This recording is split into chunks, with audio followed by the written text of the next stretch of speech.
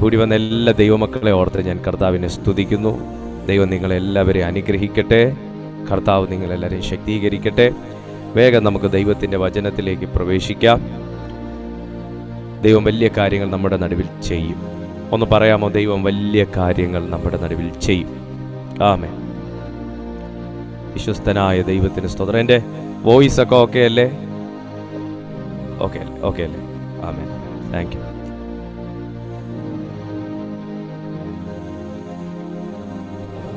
അനുഗ്രഹീതമായ നല്ല നിമിഷത്തിനായി ദൈവത്തെ നന്ദി നിറഞ്ഞ ഹൃദയത്തോടെ സ്തുതിക്കുന്നു. ഇന്നും നമുക്ക് ദൈവത്തിൻ്റെ പാദപീഠത്തിൽ സ്നേഹത്തിൽ ഒരുമിച്ച് കൂടി വരാൻ സർവശക്തനായ ദൈവം ജീവിതത്തിൽ തന്ന നല്ല അവസരത്തിനായി സ്തോത്രം. ഈ കൂട്ടായ്മയിലേക്ക് ജോയിൻ ചെയ്തിരിക്കുന്ന നിങ്ങളെ ഏവരെയും കർത്താവായ യേശു ക്രിസ്തുവിൻ്റെ നാമത്തിൽ ഞാൻ ഹാർദവമായി സ്വാഗതം ചെയ്യുന്നു. ആ ജീവൻ്റെ സാന്നിധ്യത്തിലേക്ക്, മഹത്വത്തിൻ്റെ ശക്തിയിലേക്ക്, ദൈവത്തിൻ്റെ കൃപയിലേക്ക്, ആ വിടുതലിൻ്റെ അനുഭവത്തിലേക്ക്, ആത്മാവിൻ്റെ ശുശ്രൂഷയിലേക്ക് ഞാൻ നിങ്ങളെ എല്ലാവരെയും ഹാർദവമായി സ്വാഗതം ചെയ്യുന്നു. കർത്താവ് വലിയ കാര്യങ്ങൾ ഇന്ന് നമ്മുടെ ജീവിതത്തിൽ ചെയ്യട്ടെ. ഇന്ന് കഴിഞ്ഞ ദിവസം നാം ചിന്തിച്ച് നിർത്തിയ ഭാഗം തന്നെയാണ് ഇന്നും തുടരാനായിട്ട് ആഗ്രഹിക്കുന്നത്. ഇന്നലത്തെ ആ മീറ്റിംഗ് വേറെ ഒരു ലെവലിലത്തെ ഒരു അനുഭവമായിരുന്നു. എല്ലാവർക്കും ആയിരുന്നോ എന്ന് ചോദിച്ചാൽ എനിക്ക് അറിഞ്ഞുകൂടാ. പക്ഷേ ഒരുപാട് പേരുടെ ജീവിതത്തിൽ അത് വലിയ അനുഭവമായിരുന്നു. എൻ്റെയും ജീവിതത്തിൽ അതൊരു ഭയങ്കര അനുഭവമായിരുന്നു. കാരണം മീറ്റിംഗ് കഴിഞ്ഞ് എഴുന്നേറ്റിട്ട് ഞാനതിവിടെ സാക്ഷ്യപ്പെടുത്തി. ഇന്നത്തെ മെസ്സേജിൽ ഒരു ഭയങ്കര ദൈവ സാന്നിധ്യം അനുഭവിക്കാൻ എനിക്ക് കഴിഞ്ഞു എന്ന് ഞാൻ തന്നെ ഇവിടെ എൻ്റെ ഫാമിലിയോട് ഞാൻ സാക്ഷ്യപ്പെടുത്തി. എല്ലാവരുടെയും കാര്യം അറിഞ്ഞുകൂടാ. പക്ഷേ വ്യക്തിപരമായി എനിക്ക് വലിയ ഒരു ദൈവാനുഭവമായിരുന്നു. ഈ ദൈവാനുഭവങ്ങൾ നൽകുന്ന സന്ദേശങ്ങൾ ഉണ്ട്, ദൈവാനുഭവങ്ങൾ നൽകുന്ന ദിവസങ്ങളുണ്ട്, ദൈവാനുഭവങ്ങൾ നൽകുന്ന സന്ദർഭങ്ങളുണ്ട്. ആ സന്ദർഭമൊക്കെ ഞാൻ വളരെ നല്ല രീതിയിൽ തന്നെ നോട്ടീസ് ചെയ്യാറുണ്ട്. അങ്ങനെയുള്ള ഒരു ദിവസമായിരുന്നു ഇന്നലെ. വലിയ അനുഗ്രഹമായി.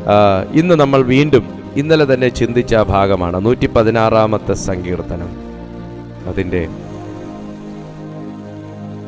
3 മുതൽ താഴേക്കാണ് ഇന്ന് വായിക്കാൻ പോണേ. ഇന്നലെ നമ്മൾ 1ഉം 2ഉം വാക്യങ്ങൾ നമ്മൾ ഇന്നലെ ചിന്തിച്ചിരുന്നു. ഇന്ന് 3 മുതൽ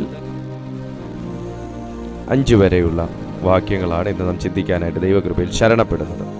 മരണപാശങ്ങൾ എന്നെ ചുറ്റി, പാതാളവേദനകൾ എന്നെ പിടിച്ചു, ഞാൻ കഷ്ടവും സങ്കടവും അനുഭവിച്ചു. അയ്യോ യഹോവേ, എൻ്റെ പ്രാണനെ രക്ഷിക്കണമേ എന്ന് ഞാൻ യഹോവയുടെ നാമം വിളിച്ചപേക്ഷിച്ചു.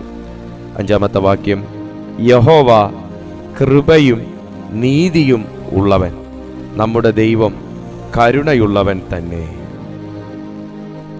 യഹോവ കൃപയും നീതിയും ഉള്ളവൻ, നമ്മുടെ ദൈവം കരുണയുള്ളവൻ തന്നെ.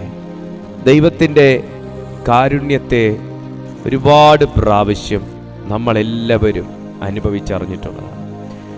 ദൈവത്തിൻ്റെ കാരുണ്യവും കരുണയും ദൈവത്തിൻ്റെ നീതിയും സ്വഭാവവും ഒരു പുസ്തകങ്ങളിൽ നിന്ന് വായിച്ചു മനസ്സിലാക്കിയതിനേക്കാളേറെ അനുഭവങ്ങളിൽ നിന്ന് പഠിച്ചവരാണ് നാം എല്ലാവരും. ദൈവത്തിൻ്റെ കരുണ എവിടെയാണ് വെളിപ്പെട്ടത് എന്ന് ചോദിച്ചാൽ ആർക്കും വെളിപ്പെടാത്ത സമയങ്ങളിലാണ് ദൈവത്തിൻ്റെ കരുണ വെളിപ്പെട്ടതെന്ന് എനിക്ക് പറയാൻ പറ്റും. ദൈവത്തിൻ്റെ സ്വഭാവം എവിടെ നിന്നാണ് പഠിച്ചത് എന്ന് ചോദിച്ചാൽ ഒരുപാട് പേരുടെ സ്വഭാവം മനസ്സിലാക്കിയതുകൊണ്ട് അതിൽ നിന്ന് വ്യത്യസ്തമാണ് ദൈവത്തിൻ്റെ സ്വഭാവമെന്ന് ജീവിതത്തിൻ്റെ അനുഭവങ്ങൾ കൊണ്ട് പഠിച്ചതിൻ്റെ പശ്ചാത്തലത്തിൽ എനിക്ക് പറയാനായിട്ട് കഴിയും. എവിടെയാണ് വീണു പോയത് എന്ന് ചോദിച്ചാൽ മരണപാശങ്ങൾ എന്നെ എപ്പോൾ പിടിച്ചുവോ അപ്പോഴാണ് വീഴാൻ തുടങ്ങിയത് അല്ലെങ്കിൽ വീണുപോയത് എന്ന് പറയാനായിട്ട് കഴിയും. എപ്പോഴാണ് ജീവിതത്തിൽ നിന്ന് വേദനകൾ മാറി സ്വൈര്യവും സ്വസ്ഥതയും അനുഭവിച്ചത് എന്ന് ചോദിച്ചാൽ ഞാൻ അടക്കമുള്ള എല്ലാവർക്കും, നിങ്ങൾക്കും എല്ലാവർക്കും പറയാൻ കഴിയും, പാതാളത്തിൻ്റെ വേദന ജീവിതത്തിൽ നിന്ന് ദൈവത്തിൻ്റെ സ്വഭാവത്താലും കാരുണ്യത്താലും നീങ്ങിപ്പോയ അന്നു മുതൽ നമുക്ക് സ്വസ്ഥതയും സമാധാനവും സ്വൈര്യവും ജീവിതത്തിലുണ്ടായി എന്ന് പറയാനായി കഴിയും. ദാവീദിന്റെ ഈ സങ്കീർത്തനം സാക്ഷ്യ സങ്കീർത്തനത്തിനകത്ത് നിന്ന് ഒട്ടനവധി കാര്യങ്ങൾ ഇന്നലെ നാം ചിന്തിച്ചു. അതിൻ്റെ ഒരു തുടർച്ച എന്ന വണ്ണം ഇന്ന് ചിന്തിക്കുന്ന ഈ 2 വാക്ക്, മരണപാശങ്ങൾ, പാതാളവേദന, ഈ 2 വാക്കിനകത്തു നിന്നും ദൈവം നൽകിയ സമയത്തിനകത്ത് നിന്നുകൊണ്ട് നിങ്ങളോട് സംസാരിക്കാൻ ക്രിസ്തുയേശുവിൽ ശരണപ്പെടുന്നു. ദൈവത്തിൻ്റെ കാരുണ്യത്തെക്കുറിച്ച് വളരെ വലിയ നിലയിൽ തന്നെ പാടുകയും ഗാനങ്ങൾ രചിക്കുകയും ചെയ്ത ഒരു അനുഗ്രഹീതനായ അഭിഷിക്തനാണ് ദാവീദ്. ദാവീദിൻ്റെ ജീവിതത്തിൽ നിന്ന് നാം ഒത്തിരി കാര്യങ്ങൾ പഠിച്ചിട്ടുള്ളതാണെങ്കിലും ഇന്നലെ ഞാൻ ഒരു വാക്ക് പറഞ്ഞു. ഒരു ഗാനരചയിതാവ് എന്നുള്ള നിലയിൽ, ഒരു അഭിഷിക്തൻ എന്നുള്ള നിലയിൽ, കഴിവുകളുള്ളവൻ എന്നുള്ളൊരു നിലയിൽ, ഭരണതലവൻ എന്നുള്ളൊരു നിലയിൽ, രാജ്യത്തിലെ രാജാവ് എന്നുള്ള നിലയിൽ, ആജ്ഞാനുവർത്തികൾ ഏറെയുണ്ട് എന്നുള്ള നിലയിൽ, കായികാഭ്യാസവും ആയുധ പരിശീലനവും നേടിയവൻ എന്നുള്ള നിലയിൽ ഒക്കെയും തന്നെ, സുന്ദരൻ എന്നുള്ള നിലയിൽ, സൗന്ദര്യത്തിൽ ഉന്നതൻ എന്നുള്ള നിലയിൽ ഒക്കെയും തന്നെ അഹങ്കരിക്കാൻ നിഗളിക്കാൻ ഏറെ അവസരങ്ങൾ തൻ്റെ ജീവിതത്തിൽ ഉണ്ടായിരുന്ന ദാവീദിനെ കുറിച്ച് ചരിത്ര പുസ്തകങ്ങൾ പഠിക്കുമ്പോൾ കാണുന്നത് താൻ ഏറ്റവും താഴ്മയുള്ളൊരു മനുഷ്യനായിരുന്നു. എന്തുകൊണ്ടാണ് ഏറ്റവും താഴ്മയുള്ളൊരു മനുഷ്യനായി തീർന്നത്? താഴ്മയുള്ള ദൈവത്തിൻ്റെ മക്കൾ എല്ലാവരും തന്നെ ദൈവത്തിൻ്റെ സ്വഭാവത്തെ ജീവിതത്തിലേക്ക് പകർത്താൻ കടംപെട്ടവരാണ്. ദാവീദ് അത്തരത്തിലുള്ള ഒരു വ്യക്തിത്വം താൻ കാത്തു സൂക്ഷിച്ചിരുന്നു, ദൈവത്തിൻ്റെ സ്വഭാവം ജീവിതത്തിലേക്ക് പകരാൻ. എന്നാൽ നാം പാർത്ത ഭൂമിയിൽ തന്നെ ആയിരുന്നു ദാവീദും പാർത്തിരുന്നത്. അതുകൊണ്ട് തന്നെ ശത്രു ഇടവിടാതെ തന്നെ പിന്തുടരുകയും ഒരു ബലഹീന നിമിഷത്തിൽ താൻ പാപത്തിൽ അകപ്പെട്ടു പോകുകയും തന്റെ അഭിഷേകം നഷ്ടപ്പെട്ടു പോകാതിരിക്കാൻ വേണ്ടി ദൈവസന്നിധിയിൽ വല്ലാതെ കവിണ്ണു വീണ് ദൈവസന്നിധിയിൽ അപേക്ഷിച്ചതും നമുക്ക് തിരുവെഴുത്തിൽ വായിച്ച് മനസ്സിലാക്കാനായിട്ട് കഴിയുന്നുണ്ട്. എന്നെ കേൾക്കുന്ന മാന്യ സുഹൃത്തേ, എനിക്കിന്ന് നിങ്ങളോട് ഈ പ്രാരംഭ സമയം പറയാൻ ഏറ്റവും താല്പര്യവും എന്നെ ആത്മാവ് പ്രേരിപ്പിക്കുന്നതുമാകുന്ന ഒരു കാര്യം ഇതാണ്. നമ്മുടെ ജീവിതത്തിൽ എല്ലാ സൗഭാഗ്യങ്ങളും ദൈവം തന്നിട്ടുണ്ട്. നിങ്ങൾക്ക് ഇന്നുള്ള സൗഭാഗ്യം എന്താണോ അത് തന്നെ സൗഭാഗ്യങ്ങളും ദൈവം തന്നിട്ടുണ്ട്. കൃപ ദൈവം തന്നിട്ടുണ്ട്, അഭിഷേകം ദൈവം തന്നിട്ടുണ്ട്, സമ്പത്ത് ദൈവം തന്നിട്ടുണ്ട്, സമാധാനവും ദൈവം തന്നിട്ടുണ്ട്. പ്രശ്നങ്ങളില്ലാഞ്ഞിട്ടല്ല, പ്രതിസന്ധികളില്ലാഞ്ഞിട്ടല്ല, പോരാട്ടം ഇല്ലാഞ്ഞിട്ടല്ല, എല്ലാം ദൈവം തന്നിട്ടുണ്ട്. ഞാൻ ഭയത്തോടൊരു കാര്യം നിങ്ങളോട് പറയട്ടെ.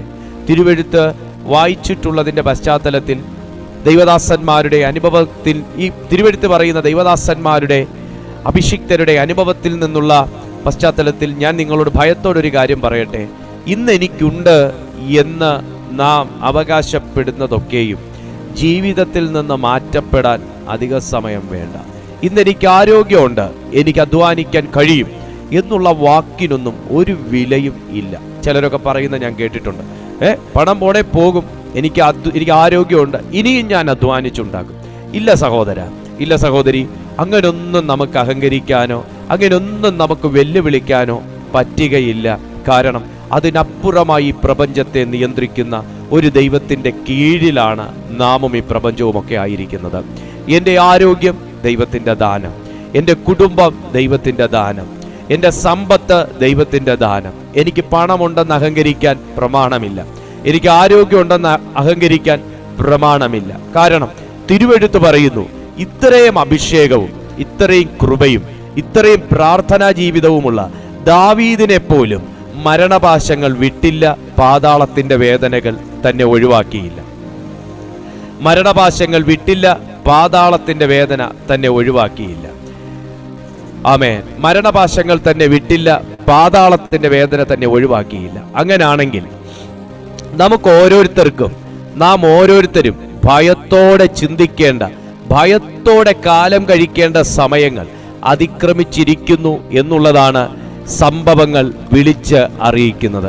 ഇന്ന് ആരെങ്കിലും അങ്ങനെ എന്തെങ്കിലും ഒരു ചിന്തയുണ്ടെങ്കിൽ, ഇപ്പോൾ സംഭവിച്ചതിന് എന്താ കുഴപ്പം, ഇപ്പൊ സംഭവിച്ചതിന് എന്താ പ്രശ്നം, എനിക്ക് ഇനിയും അധ്വാനിക്കാം, എനിക്ക് ഇനിയും ആകാം, എനിക്ക് ഇനിയും ചെയ്യാം എന്നുള്ള എന്തെങ്കിലും ഒരു ചിന്ത നിങ്ങളുടെ ഉള്ളത്തിലുണ്ടെങ്കിൽ, എൻ്റെ ആരോഗ്യം ദൈവത്തിൻ്റെ ദാനമാണെന്നും എനിക്ക് ദൈവം തന്നതെല്ലാം ദൈവത്തിൻ്റെ കൃപയാണെന്നും ദൈവം എന്നെ ഏൽപ്പിച്ചേക്കുന്നതാണ് എന്ന ബോധ്യമുണ്ടെങ്കിൽ ഇന്ന് ഈ സമയം ദൈവത്തിൻ്റെ സന്നിധിയിൽ ആ സത്യം ഞാൻ തിരിച്ചറിഞ്ഞിരിക്കുന്നു എന്ന ഒരു ഏറ്റുപറച്ചിൽ പൈശാചിക സാമ്രാജ്യം കേൾക്കേണ്ടത് വലിയ അത്യാവശ്യമാണ്. ഈ നിലയിലൊക്കെയും തന്നെ ബോധ്യമുണ്ടായിരുന്ന ദാവീദിനെ പോലും മരണപാശങ്ങളും പാതാളത്തിൻ്റെ വേദനയും വിട്ടിട്ടില്ല, തന്നെ ഒഴിവാക്കിയിട്ടില്ല എന്ന് ദൈവത്തിൻ്റെ വചനം പറയുന്നു. മരണപാശങ്ങൾ ഒരു വ്യക്തിയെ അവനായിരിക്കുന്ന ജീവിതത്തിൽ നിന്നും അനുഭവത്തിൽ നിന്നും അവനെ അടർത്തി മാറ്റി, അല്ല ബലാത്കാരമായി അവന്റെ അനുവാദമില്ലാതെ,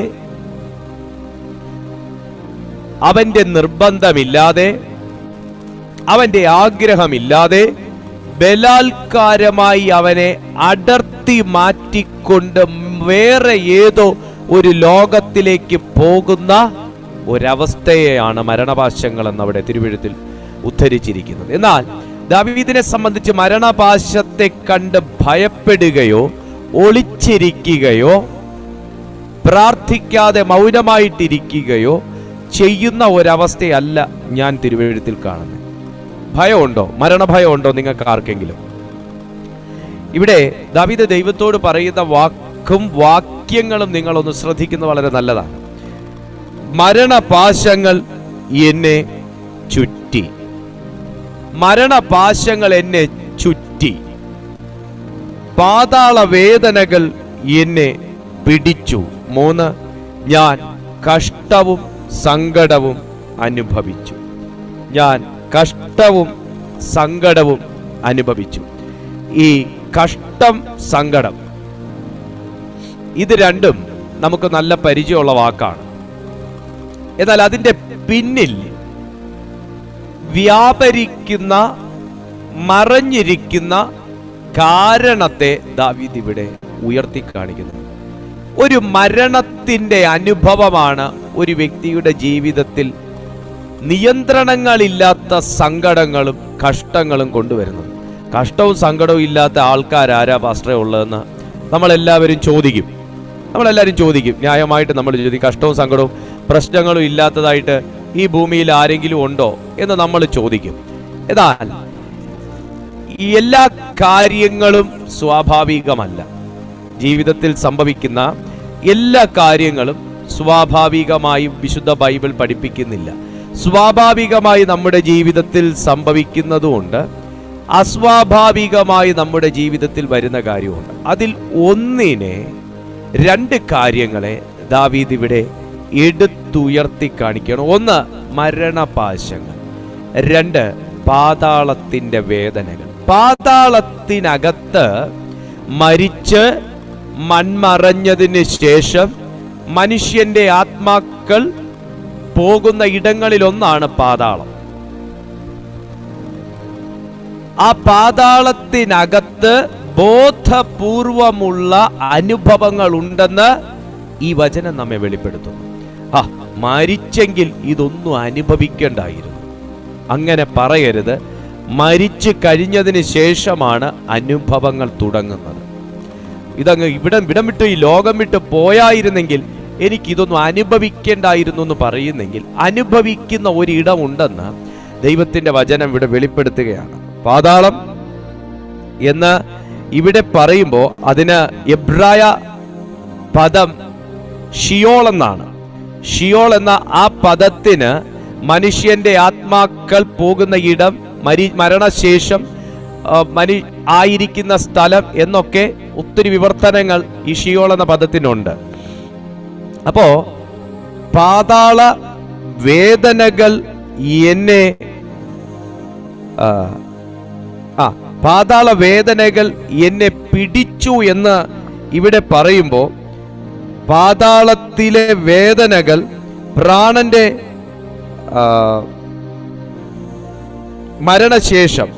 മരണശേഷം പാതാളത്തിനകത്തുള്ള വേദനകൾ ഒരു മനുഷ്യന് അനുഭവിക്കാൻ കഴിയും എന്നാണ് ഈ തിരുവെഴുത്ത് ഇവിടെ രേഖപ്പെടുത്തുന്നത്. ജീവനോടിരിക്കുന്ന ദാവീദ് എന്ന് പറയുന്ന മനുഷ്യൻ ഭൂമിയിൽ വെച്ച് താൻ അനുഭവിക്കേണ്ടി വരുന്ന വേദനകളുടെ ആഴം ഭയങ്കര വലുതാണെന്നുള്ളതാണ്.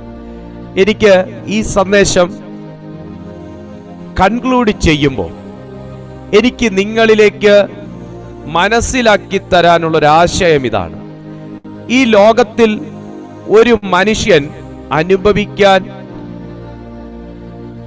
ദൈവം വെച്ചിരിക്കുന്ന ഒരു ലെവൽ വേദനകളുണ്ട്. അതാണ് തിരുവെഴുത്തിൽ ലേഖനങ്ങളിൽ ഇങ്ങനെ പറയുന്നത്, മനുഷ്യർക്ക് സഹിപ്പാൻ കഴിയുന്നതിനേക്കാൾ അധികം വേദന ദൈവം ഒരു മനുഷ്യന് തരത്തില്ല. എന്നാൽ ദാവീദിന്റെ ഈ വാക്കുകൾ അതിന്റെ മുകളിൽ നിൽക്കുന്ന വാക്കാണ്. ഒരു മനുഷ്യൻ ഭൂമിയിൽ ജീവിച്ചിരിക്കുമ്പോൾ പാതാളത്തിന്റെ വേദന അവൻ അനുഭവിക്കേണ്ട കാര്യമില്ല. പാതാളം അവന്റെ മരണശേഷം അവൻ പോകുകയാണെങ്കിൽ അവൻ അനുഭവിക്കേണ്ട ഒരു വേദനയാണ്. സ്വർഗത്തിൽ ആ അവസ്ഥയില്ല. സ്വർഗത്തിൽ ആ വേദനയുടെ അവസ്ഥയില്ല. മരണപാശങ്ങൾ അത് ഈ ഭൂമിയിലായിരിക്കുമ്പോൾ ഒരു മനുഷ്യന്റെ അവസാന സമയങ്ങളിൽ അവൻ അനുഭവിക്കേണ്ട ഒരു അവസ്ഥയാണ്. എന്നാൽ ജീവനോടിരിക്കുന്ന സമയം തന്നെ, സന്തോഷത്തോടുകൂടെ ആരാധിച്ചു കൊണ്ടിരിക്കുന്ന സമയം തന്നെ, കുടുംബത്തിൽ സമാധാനമായി ഇരിക്കുന്ന സമയം തന്നെ, സ്വൈര്യ ജീവിതം നയിച്ച് മുമ്പോട്ട് പോയിക്കൊണ്ടിരിക്കുമ്പോൾ തന്നെ, നല്ലൊരു ബിസിനസ് ചെയ്ത് മുമ്പോട്ട് പോയിക്കൊണ്ടിരിക്കുമ്പോൾ തന്നെ, അത്യാവശ്യം കടം വാങ്ങാതെ മറ്റ് ഉള്ളതുകൊണ്ട് സന്തോഷം പോലെ ജീവിച്ചു കൊണ്ടിരിക്കുന്ന സമയം തന്നെ, മക്കളെയൊക്കെ കെട്ടിച്ചു വിട്ട് നല്ല വാർത്തയൊക്കെ കേട്ട് സന്തോഷത്തോടെ ജീവിച്ചുകൊണ്ടിരിക്കുമ്പോൾ തന്നെ, മക്കളെയൊക്കെ വിദേശത്ത് അയക്കാൻ ആഗ്രഹിച്ച് അയച്ച് അവരുടെ നല്ല വാർത്തയൊക്കെ കേട്ടുകൊണ്ടിരിക്കുമ്പോൾ തന്നെ, നല്ല നിലയിൽ ജീവിച്ചുകൊണ്ടിരിക്കുമ്പോൾ തന്നെ നമ്മുടെ ജീവിതത്തിൽ അപ്രതീക്ഷിതമായി വരുന്ന അവസ്ഥകളാണ് അപ്രതീക്ഷിതമായ ഈ വചനം.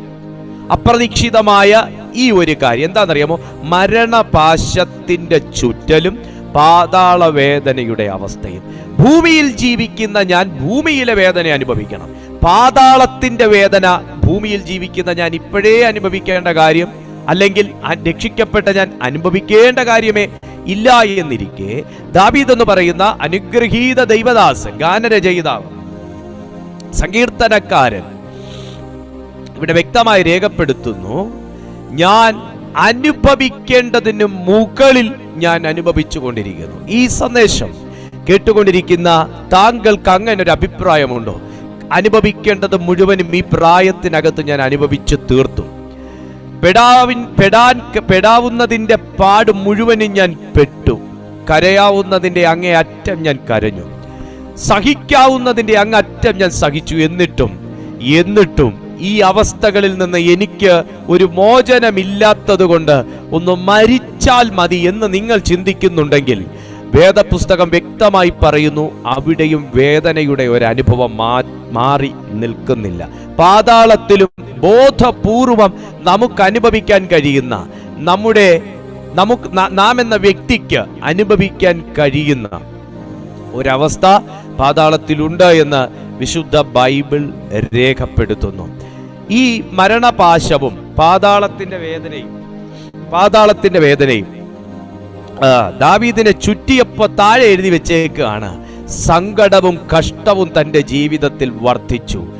ദൈവത്തെ ആരാധിക്കുന്ന ഒരു മനുഷ്യൻ, ദൈവശബ്ദം കേൾക്കുന്ന ഒരു മനുഷ്യൻ, അഭിഷേകത്തിന്റെ ഒരു മുഖമുദ്രയായി നമ്മളെല്ലാവരും എടുക്കുന്ന ഒരു മനുഷ്യൻ, അഭിഷേകത്തിൽ നിൽക്കുന്ന ഒരു മനുഷ്യൻ പറയാണ്, തന്നെയും മരണപാശങ്ങൾ വിടുന്നില്ല, പാതാള വേദനകൾ വിടുന്നില്ല.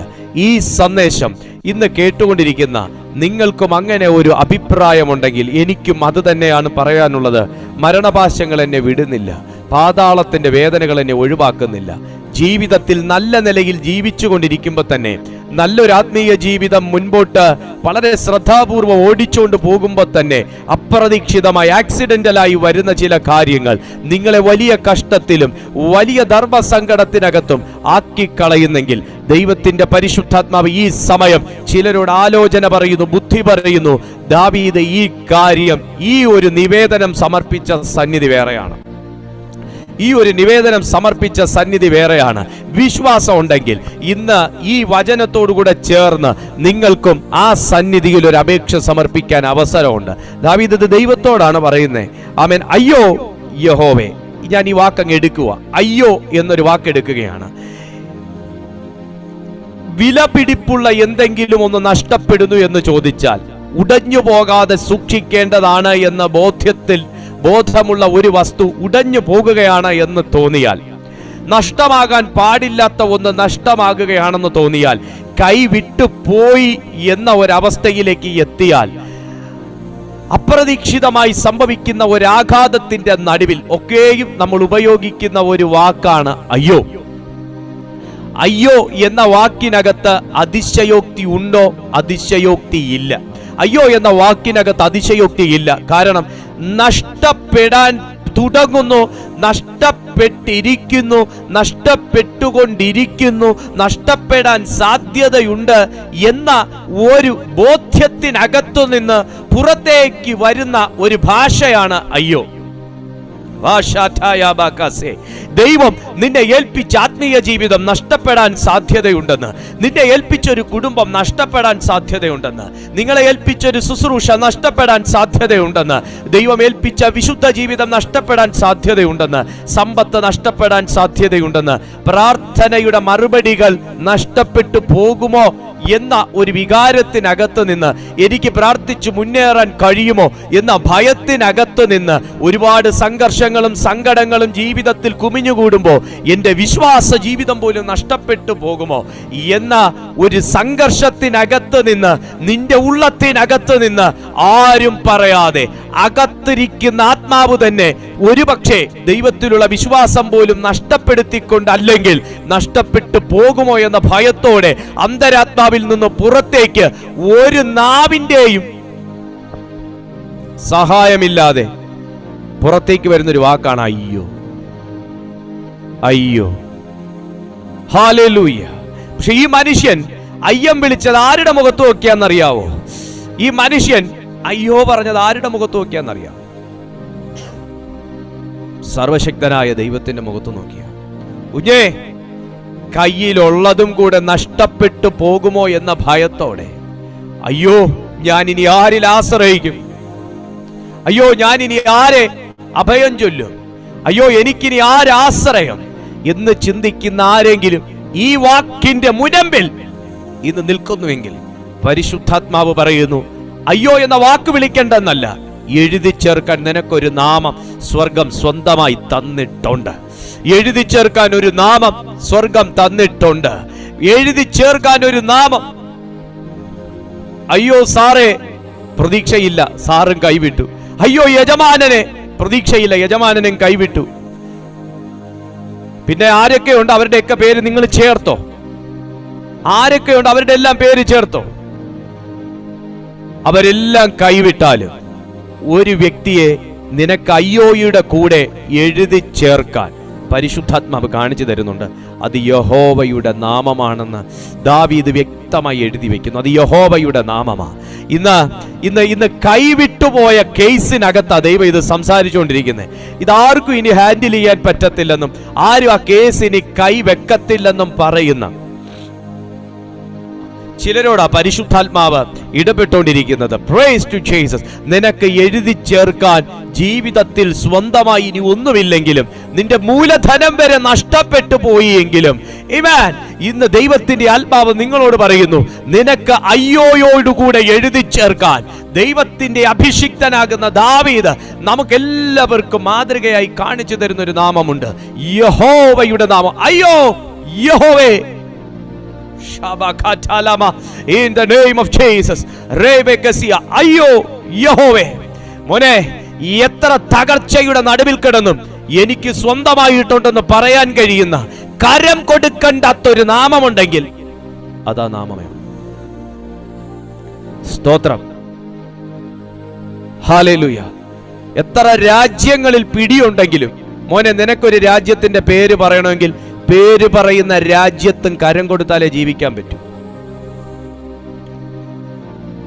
കരവും കൊടുക്കണം, കപ്പവും കൊടുക്കണം, എല്ലാം കൊടുക്കണം, ജീവിക്കാൻ പറ്റും. ഞാൻ ഈ യൂസ് ചെയ്യുന്ന ഹാൻഡ് കർച്ചീഫിന് പോലും കരം കൊടുത്താൽ എനിക്ക് ഉപയോഗിക്കാൻ പറ്റും.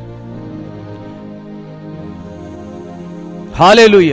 എന്തുവാ ഈ ലോകത്ത് കരം കൊടുക്കാതെ കിട്ടുന്നേ? എന്തുവാ കിട്ടുന്നേ? ഒന്നും കിട്ടത്തില്ല. നിനക്കൊരു നീ അടുപ്പ് കത്തിക്കാൻ ഉപയോഗിക്കുന്ന പേപ്പർ കഷ്ണത്തിനും കരം കൊടുക്കണം, അല്ലാതെ ഇവിടെ ഒന്നും ഉപയോഗിക്കാനൊക്കത്തില്ല. ഹല്ലേലൂയ. ചിന്തിച്ചിട്ടുണ്ടോ? പേപ്പർ കഷ്ണത്തിനും കരം കൊടുക്കണം. അതായത് ഞാൻ എന്തെങ്കിലും ഉപയോഗിക്കുന്നെങ്കിൽ ഒന്നും സൗജന്യമല്ല, ഒന്നും സൗജന്യമല്ല. ഈരെടുക്കണമെങ്കിൽ പേന് കൊടുക്കണമെന്നൊരു പഴമൊഴി ഞാൻ കേട്ടിട്ടുണ്ട്. അങ്ങനെ ചെയ്താൽ ഈ ഭൂമി ജീവിക്കാനൊക്കത്തുള്ളൂ. പക്ഷേ ഞാനൊരു കാര്യം പറയട്ടെ, കരം കൊടുക്കണ്ടാത്ത ഒരേ ഒരു നാമമേ ഉള്ളൂ. Praise to Jesus. അതെന്റെ ദൈവത്തിന്റെ നാമമാണ്. നമ്മൾ എല്ലാത്തിനും വില കൊടുക്കാൻ തയ്യാറാണ്. ഞാൻ പറഞ്ഞില്ലേ, അടുപ്പേ കത്തിക്കുന്ന പേപ്പറിനും കരം കൊടുത്തു വാങ്ങാൻ ഞാൻ തയ്യാറാണ്. പക്ഷേ ദൈവനാമത്തിന് വില കൊടുക്കാൻ, സ്തോത്രം, ദൈവനാമത്തിന് വില കൊടുക്കാൻ ഞാൻ തയ്യാറാകണം.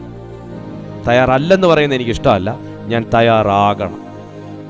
വില കൊടുത്തോണ്ടാ, വില ദാവീദ് കൊടുത്തോണ്ടാ. വില കൊടുക്കാതെ ഒന്നും ദാവീദായില്ല കേട്ടോ. നമുക്ക് ദാവീദിനെ കുറിച്ച് പറയാനൊക്കെ 1000 നാവാ. നമ്മൾ വില കൊടുക്കേണ്ടടുത്ത് വില കൊടുക്കണം.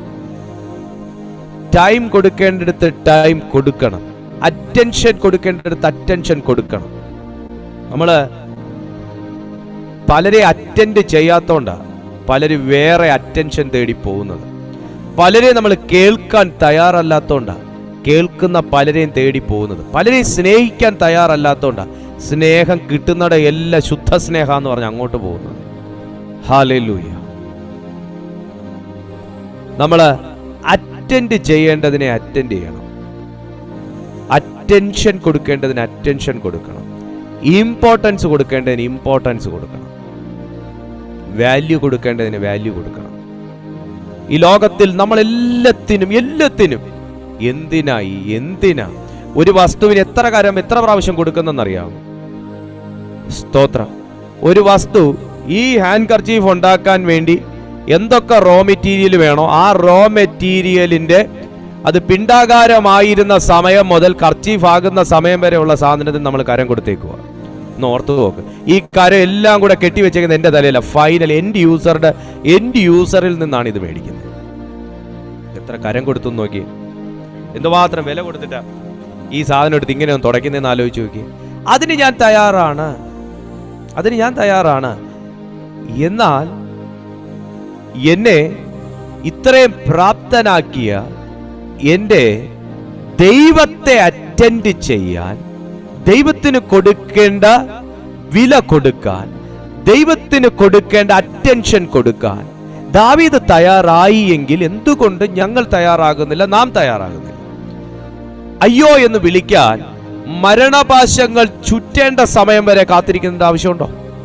അയ്യോ എന്ന് വിളിക്കാൻ, അല്ലെങ്കിൽ ദൈവമേ എന്ന് വിളിക്കാൻ പാതാളത്തിന്റെ വേദന നിന്റെ ഉച്ചം തലവരെ പിടിക്കുന്നത് വരെ കാത്തിരിക്കേണ്ട കാര്യമുണ്ടോ? സ്തോത്രം. ഉണ്ടോ? എന്തുകൊണ്ടാണ് നാണക്കേടില്ലാതെ, ജാള്യത ചിന്തിക്കാതെ, മോശമല്ലേ ചിന്തിക്കാതെ, എങ്ങനെ കേറിപ്പോകുന്നേ എന്ന് ചിന്തിക്കാതെ ദാവീദ് വേഗത്തിൽ അയ്യോ യഹോവേ എന്ന് വേഗത്തിൽ വിളിക്കാൻ കാരണം? അയ്യോ എന്ന് വിളിക്കുമ്പോൾ നമ്മൾ ഏറ്റവും സ്നേഹിക്കുന്ന ഒരാളുടെ പേരെ വായിൽ വരുള്ളൂ. എൻ്റെ മോളെ സംബന്ധിച്ച് പറയുവാണെങ്കിൽ, അവള് എന്തൊന്ന് സംഭവിച്ചാലും പെട്ടെന്ന് അവളുടെ വായിൽ അപ്പേന്നേ വരുള്ളൂ. അപ്പേ എന്ന് വിളിക്കും. അമ്മ അടിച്ചാലും വിളിക്കും, കാലിലുറുമ്പ് കടിച്ചാലും വിളിക്കും, സൈക്കിളിൽ നിന്ന് വീഴാൻ പോയാലും അപ്പേ എന്ന് വിളിക്കും. കാര്യം എന്നാ? കൂടുതലും അവൾ സംസാരിക്കുന്നതും കൂടുതൽ എല്ലാ കാര്യങ്ങളും ആശയവിനിമയം നടത്തുന്നതും കൂടുതൽ സാധനങ്ങൾ വേണമെന്ന് പറയുന്നതും എന്നോടാണ്. എന്ന് പറഞ്ഞാൽ അമ്മയോട് പറയത്തില്ലെന്നല്ല, അമ്മയോട് പറയും. കൂടുതലും അവളുടെ ആവശ്യങ്ങൾ അറിയിക്കുന്നതും അവളെ കുറച്ച് കൂടുതലായിട്ട് പ്രൊട്ടക്റ്റ് ചെയ്യുന്നുവെന്നോ, അല്ലെങ്കിൽ അപ്പയോട് പറഞ്ഞാൽ കാര്യം നടക്കുമെന്നോ, എന്തൊക്കെയോ അവളുടെ ഉള്ളിലുള്ളത് കൊണ്ട് വേഗത്തിൽ അപ്പേ എന്ന് വിളിക്കുള്ളൂ. അതെന്താ? അവളുടെ മനസ്സും അവളുടെ ഹൃദയത്തിലുമൊക്കെ നിറഞ്ഞു നിൽക്കുന്നത് ഞാൻ എന്നൊരു വ്യക്തിയാണ്. മോനെ, ഹൃദയം നിറഞ്ഞു നിൽക്കുന്നതേ അധരത്തിലേക്ക് വരത്തും. ഹൃദയം നിറഞ്ഞു കവിയുന്നതേ അധരം സംസാരിക്കും. നമ്മുടെ വായിൽ നമ്മൾ ആർക്കാണോ കൂടുതൽ സ്ഥാനം എന്തിനാണോ നമ്മൾ പ്രയോറിറ്റി കൊടുക്കുന്നത്, അതേ നമ്മുടെ വായി വരും. നമ്മൾ എന്തിനാണോ വില കൊടുക്കുന്നത്, അതേ വായിൽ വരും. ചില ആൾക്കാർ നാവെടുത്താൽ നന്നായിട്ട് പ്രാർത്ഥിക്കും, പക്ഷെ നാവെടുത്ത ഒരു കോപം വരുന്നൊരു സന്ദർഭം വന്ന നാവെടുത്ത പുറത്തു പറയാൻ വല്ലാത്ത വാക്കേ വായി വരത്തുള്ളൂ. പുറത്തു പറയാൻ കൊള്ളാത്ത വാക്കേ വായിൽ വരും. പക്ഷെ ആള് ഭയങ്കര പ്രാർത്ഥനയായിരിക്കും, ഭയങ്കര ഡീസൻ്റ് ആയിരിക്കും, വെൽ ഡ്രസ്ഡ് ആയിരിക്കും. അതെന്നെ പെട്ടെന്ന് അങ്ങനെ. അപ്പൊ അവിടെ ഒരു ചികിത്സയുടെ ആവശ്യമുണ്ട്. ചില ആൾക്കാർ കോപം വന്ന ആത്മീയനാണോ അനാത്മീയനാണോ, ദൈവം ഒന്ന് കേട്ടിട്ടുണ്ടോ, ഇനിയിപ്പോ യുക്തിവാദിയാണോ ഒന്നും അറിയത്തില്ല. യുക്തിവാദിയാണെങ്കിൽ പോലും ഇങ്ങനെയൊന്നും പെരുമാറത്തില്ല. അങ്ങനെയും ഉണ്ട്, ചികിത്സയുടെ ആവശ്യമുണ്ട്. പക്ഷെ ഇതെല്ലാം ബൈബിളിൽ തന്നെ പറയുന്നുണ്ട്. ഈ സെഗ്മെന്റിൽ കൂടെ ഒക്കെ തന്നെയാണ് ദാവീദും കടന്നു പോകുന്നത്. സങ്കടവും വേദന എന്നൊക്കെ വാക്യത്തിൽ എഴുതി വെച്ചു, അവിടെ കൊണ്ട് തീർന്നു എന്ന് വിചാരിക്കരുത്. ആ മനുഷ്യൻ കടന്നുപോയ സംഘർഷാവസ്ഥ നമ്മൾ ശമൂവേലിന്റെ പുസ്തകമൊക്കെ വായിക്കുമ്പോൾ നമുക്കറിയാനായിട്ട് കഴിയും. സങ്കീർത്തനങ്ങളുടെ ഏടുകളിൽ തന്നെ ദാവീദൊക്കെ അനുഭവിച്ച കഷ്ടങ്ങൾ കിടപ്പുണ്ട്. കഷ്ടവും സങ്കടങ്ങളും എന്നൊക്കെ പറഞ്ഞ് നമുക്ക് ലഘൂകരിക്കാനൊന്നും കഴിയത്തില്ല. ഹല്ലേലൂയ. പരിഹാസം, നിന്ന, ഭീഷണി, മരണപാശങ്ങൾ, ആയുസ്സെടുക്കാൻ വേണ്ടി ഒരു കൂട്ടർ, ആക്ഷേപിക്കാൻ വേണ്ടി ഒരു കൂട്ടർ, കുതുകാൽ വെട്ടാൻ വേണ്ടി ഒരു കൂട്ടർ എന്ന് വേണ്ട എല്ലാ വഴിയിൽ നിന്നും പ്രതിസന്ധി അനുഭവിച്ച ഒരു മനുഷ്യൻ വായെടുത്തപ്പോൾ തന്നെ എഴുതി വെച്ചേക്കണം, അയ്യോ യഹോവേ, വിളിച്ചപേക്ഷിക്കാൻ കൊള്ളാമെന്നുള്ള. ഹൃദയം നിറഞ്ഞ് കവിയുന്നതേ അതരം സംസാരിക്കുകയുള്ളൂ എന്ന് തിരുവെഴുത്ത് പറയുമ്പോൾ വിശുദ്ധ ബൈബിൾ നമ്മോട് ഓരോരുത്തരോടും ചോദിക്കുന്നു, എന്റെയും നിങ്ങളുടെയും ഹൃദയം നിറഞ്ഞ് കവിയുന്നത് എന്താണ്? അയ്യോ എന്ന വാക്കിന്റെ കൂടെ എന്തൊന്നാണോ വരുന്നത്, അതാണ് എൻ്റെ ഹൃദയത്തിനകത്ത് മറ്റെന്തിനേക്കാളും സ്ഥാനം കൊടുത്തിരിക്കുന്നത്. അയ്യോ എന്ന വാക്കിന്റെ കൂടെ എന്താണോ വേഗത്തിൽ വായിലേക്ക് വരുന്നത്, അതാണ് എൻ്റെ ഉള്ളത്തിന് ഏറ്റവും കൂടുതൽ പരിചയമുള്ള വാക്ക്. ഇന്ന് നമ്മുടെ ഹൃദയത്തിനകത്ത് ദൈവത്തിന് ഒന്നാം സ്ഥാനം നമുക്ക് കൊടുക്കാം. മരണപാശങ്ങൾ ആയുസ്സിനെ കവരുമെന്ന് വെല്ലുവിളിക്കുമ്പോൾ, പാതാളത്തിന്റെ വേദനകൾ നിനക്ക് ഈ വേദനയിൽ നിന്ന് ആശ്വാസം തരത്തില്ല എന്ന് വെല്ലുവിളിക്കുമ്പോൾ, ദാവീദ് അതിന്റെ നടുവിൽ എടുക്കുന്ന ഒരേ ഒരു പോംവഴി, ഒരേ ഒരു റെമഡി ദൈവത്തിന്റെ നാമമാണ്. ഇന്ന് നമുക്ക് ഓരോരുത്തർക്ക് ഏതൊരു നീറുന്ന വേദനയിലും, ഏതൊരു ചങ്ക് തകരുന്ന അവസ്ഥയിലും എനിക്ക് നിങ്ങൾക്കും എടുക്കാൻ കഴിയുന്ന വിശ്വസ്തമായ ഒരു നാമമാണ് ദൈവത്തിന്റെ നാമം. അയ്യോ യഹോവേ, എൻ്റെ പ്രാണനെ രക്ഷിക്കണമേ എന്ന് ഞാൻ യഹോവയുടെ നാമം വിളിച്ചപേക്ഷിച്ച സമയം ഏതാണെന്നറിയാമോ? 5 വാക്യങ്ങൾക്കകത്തുനിന്ന് അല്ല, 8 വാക്യങ്ങൾക്കകത്തുനിന്ന് നമുക്കതെടുക്കാനായിട്ട് 8 പോയിന്റിനകത്ത് എടുക്കാനായിട്ട് കഴിയും. വിളിച്ചപേക്ഷിച്ച സമയം: 1, മരണപാശങ്ങൾ തന്നെ ചുറ്റിയപ്പോൾ; 2, പാതാള വേദനകൾ തന്നെ പിടിച്ചപ്പോൾ; പിന്നെ വാക്യം 3 കിടക്കുന്നു, ഞാൻ കഷ്ടവും സങ്കടവും അനുഭവിച്ചപ്പോൾ; വാക്യം 6 കിടക്കുന്നു, ഞാൻ എളിമപ്പെട്ടപ്പോൾ; വാക്യം 8 15 കിടക്കുന്നു, മരണം സമീപിച്ചപ്പോൾ; വാക്യം 8 തന്നെ വീണ്ടും കിടക്കുന്നു, എൻ്റെ കണ്ണുകൾ കണ്ണുനീരണിഞ്ഞപ്പോൾ; വാക്യം 8 വീണ്ടും കിടക്കുന്നു, എൻ്റെ കാലുകൾ വഴുതിയപ്പോൾ; വാക്യം 10 അവസാനിക്കുന്നു, ഞാൻ വലിയ കഷ്ടത്തിലായപ്പോൾ. ഇന്ന് ഇത്രയും വാക്യത്തിനകത്ത് പെടാത്ത ആരും എന്നെ കേൾക്കുന്നില്ല. ഇത്രയും പ്രശ്നങ്ങൾക്കകത്തൂടെ കടന്നു പോകാത്ത ആരും എന്നെ കേൾക്കുന്നില്ല. എനിക്ക് നല്ല ഉറപ്പുണ്ട്. അങ്ങനാണെങ്കിൽ ഇന്ന് എനിക്കും നിങ്ങൾക്കും ബലത്തോടെ എടുക്കാൻ കഴിയുന്ന ഈ നാമം ഇന്ന് നാം എടുക്കേണ്ട പോലെ ഒന്ന് എടുക്കുമെങ്കിൽ, അറിയേണ്ട പോലെ ഒന്ന് അറിയുമെങ്കിൽ, മരണപാശങ്ങളിൽ അഴിയുന്ന ഒരു മീറ്റിംഗ് ആയിരിക്കും ഇത്. മരണത്തിൻ്റെ പാശങ്ങൾ അഴിയുന്നൊരു മീറ്റിംഗ് ആയിരിക്കും. പാതാളത്തിൻ്റെ വേദനകൾ തകർന്നു മാറുന്ന ഒരു മീറ്റിംഗ് ആയിരിക്കും. എത്ര പേർക്ക് വിശ്വാസമുണ്ട് എൻ്റെ ദൈവം എന്നെ ആ നിലയിൽ നിന്ന് വിടുവിക്കുമെന്ന്?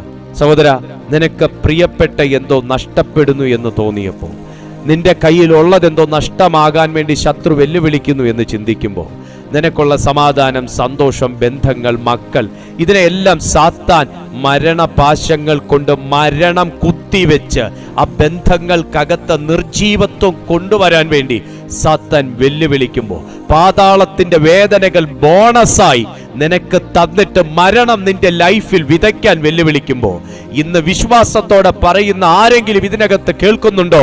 വിശ്വാസത്തോടെ ആമേൻ പറയാൻ ആരെങ്കിലും ഇതിനകത്തുണ്ടോ?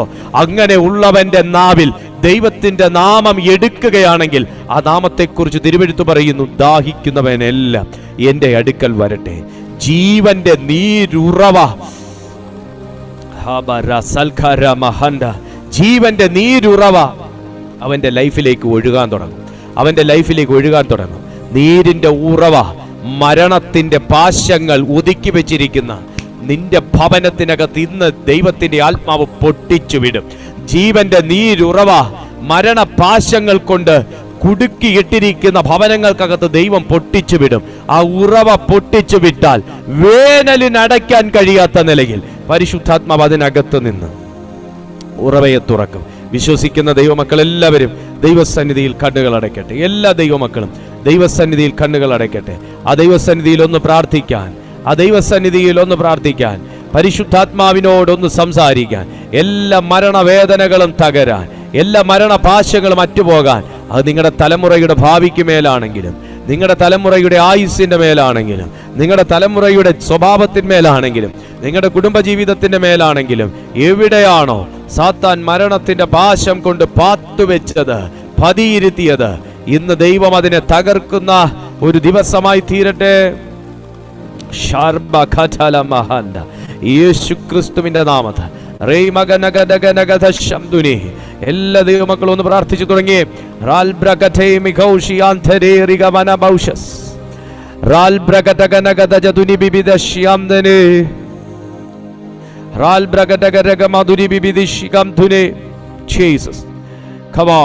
ഇത് വിശ്വസിക്കുന്നവരുടെ ലൈഫിൽ നിന്ന് എല്ലാ മരണപാശവും പൊട്ടിമാറട്ടെ.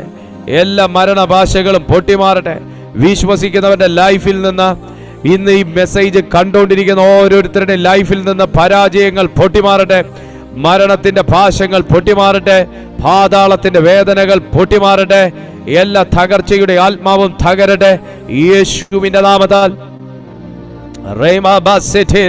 നീ പ്രതീക്ഷയോടെ നിങ്ങൾ വളർത്തിയത്, പ്രതീക്ഷയോടെ നിങ്ങൾ കൊണ്ടു നടന്നത്, നിങ്ങളുടേത് എന്ന് നിങ്ങൾ വിശ്വസിച്ചത്, എന്നാൽ സാത്താൻ അതിനെ തട്ടിയെടുക്കാൻ, സാത്താൻ ആ ബന്ധം കവരാൻ, സാത്താൻ ആ സ്നേഹം നശിപ്പിക്കാൻ, ഈമാൻ പാതാളത്തിന്റെ വേദനയോടുകൂടെ നിന്റെ ലൈഫിൽ കൊണ്ടുവന്ന മരണത്തിന്റെ സകല വെല്ലുവിളികളും യേശുവിന്റെ നാമത്തിൽ ഈ സമയം അതഴിയട്ടെ.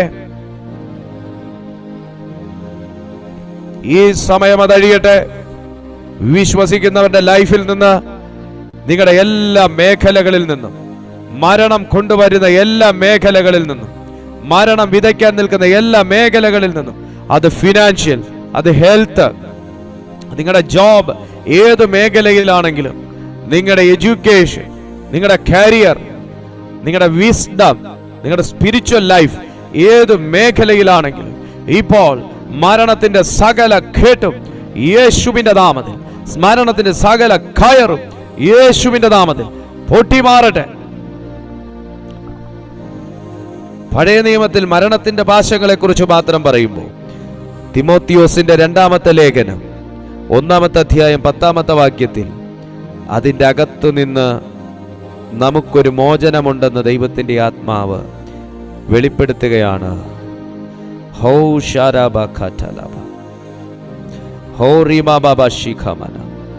മരണം കൊണ്ട് അവസാനിക്കുന്നതല്ല ഒരു ക്രിസ്തീയ ജീവിതം.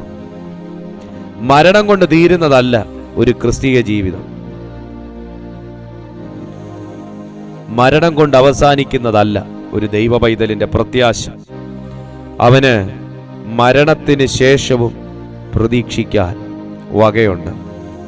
മരണത്തിന് ശേഷവും പ്രതീക്ഷിക്കാൻ വകയുണ്ട്. മരണത്തിന് ശേഷം പ്രതീക്ഷിക്കാൻ വകയുണ്ട്. ഹല്ലേലൂയ. അതുകൊണ്ട് ക്രിസ്തു യേശുവിലുള്ള രക്ഷ നിത്യ തേജസ്സോടുകൂടെ വൃതന്മാർക്ക് കിട്ടേണ്ടതിന് ഞാൻ അവർക്കായി സകലവും സഹിക്കുന്നു എന്നാണ് അപ്പോസ്തലനായ പൗലോസ്ലീഹ തിമോത്തിയോസിന് എഴുതിയ 2-ാമത്തെ ലേഖനം 2-ാമത്തെ അധ്യായം 10-ാമത്തെ വാക്യത്തിൽ പറയുന്നു. ദൈവവേദലേ, ക്രിസ്തുവിൽ വിശ്വസിക്കുന്നവർക്ക് ഒരു മരണാനന്തര ജീവിതമുണ്ട്. പാതാളം കൊണ്ട് അവസാനിക്കുന്നതോ അല്ലെങ്കിൽ മരണം കൊണ്ട് തീർന്നു പോകുന്നതോ ആയിട്ടുള്ള ജീവിതമൊന്നും അല്ല ഒരു ദൈവ പൈതലിൻ്റെ ജീവിതം. അവന് പ്രതീക്ഷിക്കാൻ വകയുണ്ട്, അവന് പ്രതീക്ഷിക്കാൻ വകയുണ്ട്. സുഹൃത്തേ, പഴയ നിയമത്തിൽ പാതാളത്തിൻ്റെ വേദനയെക്കുറിച്ച് മാത്രം പറയുമ്പോൾ പുതിയ നിയമത്തിൽ ഉയർപ്പിനെക്കുറിച്ചും പുനരുത്ഥാനത്തെക്കുറിച്ചും നിത്യാനന്ദത്തെക്കുറിച്ചും നിത്യ തേജസ്സിനെക്കുറിച്ചും മരണാനന്തര ജീവിതത്തെക്കുറിച്ചും പർദീസായെക്കുറിച്ചും എല്ലാം വളരെ വിശദമായി തന്നെ വെളിപ്പാട് പുസ്തകം വരെയും നമ്മെ പഠിപ്പിക്കുന്നു. ഈ സമയം ഞാൻ നിങ്ങൾ പുതുനിയമ കാലത്തിൽ പുതുനിയമ സുവിശേഷത്തിനാണ് സാക്ഷികളായിരിക്കുന്നത്. അതുകൊണ്ട് എനിക്ക് നിങ്ങൾക്കും നല്ല പ്രത്യാശയുണ്ട്. ഞാനായിരിക്കുന്ന മരണത്തിൻ്റെ പാശങ്ങളിൽ നിന്ന് വിടുവിപ്പാൻ, മരണത്തിന് പിടിച്ചടക്കി വയ്ക്കാൻ കഴിയാത്ത ഒരു ക്രിസ്തു എനിക്ക് തുണയായിട്ടുണ്ട്. മരണത്തെ പിടിച്ചടക്കി വയ്ക്കാൻ കഴിയാത്ത ക്രിസ്തു എനിക്ക് തുണയായിട്ടുണ്ട്. മരണമോ അതിനെ കീഴ്പ്പെടുത്തിയില്ല, ഇരുട്ടോ അതിനെ കീഴ്പ്പെടുത്തിയില്ല, ശത്രുവോ അവന്റെ പുനരുത്ഥാനത്തെയോ അവന്റെ വാഗ്ദത്തങ്ങളെയോ കീഴ്പ്പെടുത്തിയില്ല. മരണത്തിന് കീഴ്പ്പെടുത്താൻ കഴിയാത്ത ക്രിസ്തു യേശുവിൻ്റെ കൂട്ടായ്മ എന്നോട് നിങ്ങളോടും കൂടെയുണ്ട്. അതുകൊണ്ട് പ്രിയപ്പെട്ട സുഹൃത്തേ, നിങ്ങളുടെ വിഷമങ്ങളെ ചൊല്ലി നിങ്ങൾ നിരാശപ്പെട്ടു പോകല്ല. നിങ്ങളുടെ കഷ്ടത്തെയും സങ്കടത്തെയും കുറിച്ച് ഓർത്ത് നിങ്ങൾ നിരാശപ്പെട്ടു പോകല്ല. ദൈവം മരണപാശങ്ങളെ അഴിച്ച് തൻ്റെ മകനെ ഉയർപ്പിച്ചതുപോലെ എന്നെയും നിങ്ങളെയും ആ ക്രിസ്തു യേശുവിനോട് കൂടെ യുഗായുഗങ്ങളോളം വാഴുവാൻ അവൻ എന്നെയും ഉയർപ്പിക്കുമെന്ന കാര്യത്തിൽ സംശയമില്ല. പിതാവേ, എന്നെ കാണുന്ന ഓരോ ജനത്തിനായി ഞാൻ ദൈവസന്നിധി പ്രാർത്ഥിക്കുന്നു. ദൈവത്തിൻ്റെ ആത്മാവേ, ഈ ജനത്തെയൊക്കെ ഞാൻ പിതാവിൻ്റെയും പുത്രൻ്റെയും പരിശുദ്ധാത്മാവിൻ്റെയും നാമത്തിൽ ബ്ലസ് ചെയ്ത് പ്രാർത്ഥിക്കുന്നു. ദൈവം ഇവരെ അനുഗ്രഹിക്കണമേ, ആശീർവദിക്കണമേ. എല്ലാ പരാജയങ്ങളിൽ നിന്നും, പാതാള വേദനകളിൽ നിന്നും, മരണപാശങ്ങളിൽ നിന്നും ഈ ജനത്തെ അവിടുന്ന് വിടുവിക്കണമേ. ഞങ്ങളെ ഒരുമിച്ച് അനുഗ്രഹിച്ചാട്ട് ഞങ്ങളുടെ പ്ലാറ്റ്ഫോമുകളെ അവിടുന്ന് ബ്ലസ് ചെയ്യുന്നതിനായി ബ്ലസ് ചെയ്യുന്നതിനായി നന്ദി. ഞങ്ങളുടെ എല്ലാ പ്രാർത്ഥനകളും സ്തോത്രത്തോടെ ദൈവസന്നിധിയിലേക്ക് ഞങ്ങൾ അർപ്പിക്കുന്നു. കൂടി വന്നിരിക്കുന്ന ഓരോ ജനത്തെയും ഞാൻ അങ്ങയുടെ നാമത്തിൽ നിറഞ്ഞ മനസ്സോടെ അനുഗ്രഹിക്കുന്നു. ഇപ്പോൾ രോഗികൾ യേശുവിൻ്റെ നാമത്തിൽ സൗഖ്യമാകണമേ. പാപികൾ യേശുവിൻ നാമത്തിൽ മാനസാന്തരപ്പെടണമേ. പിന്മാറ്റക്കാർ യേശുവിൻ നാമത്തിൽ മടങ്ങി വരണമേ. രക്ഷയുടെ സന്തോഷവും ഉല്ലാസവും ഓരോ ജനവും അനുഭവിപ്പാൻ കർത്താവ് കൃപ ചെയ്യണമേ. എല്ലാ മഹത്വവും അങ്ങേക്ക് യേശുവിൻ നാമത്തിൽ തന്നെ. ആമേൻ.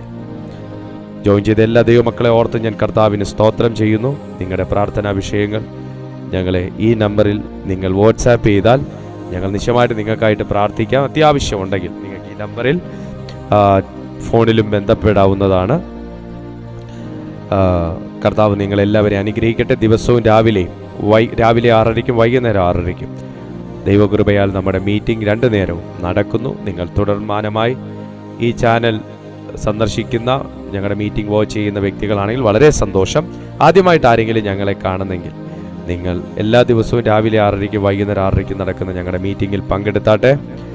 ദൈവം നിങ്ങളെ അനുഗ്രഹിക്കട്ടെ. എല്ലാ നന്മകളാലും ദൈവം നിങ്ങളെ അനുഗ്രഹിക്കട്ടെ. നിങ്ങളുടെ സാക്ഷ്യങ്ങൾ, നിങ്ങളുടെ പ്രാർത്ഥനാ വിഷയങ്ങളൊക്കെ കാണുന്ന നമ്പറിൽ ഞങ്ങളെ അറിയിച്ചാട്ടെ. ഞങ്ങൾ നിങ്ങൾക്കായി പ്രാർത്ഥിക്കാം. അടുത്ത ദിവസം പുതിയൊരു സന്ദേശവുമായി കാണുന്നത് വരെ കർത്താവ് തൻ്റെ ചിറകിൻ കീഴിൽ നമ്മെല്ലാവരെയും പരിപാലിക്കട്ടെ. I bless you in Jesus' almighty name.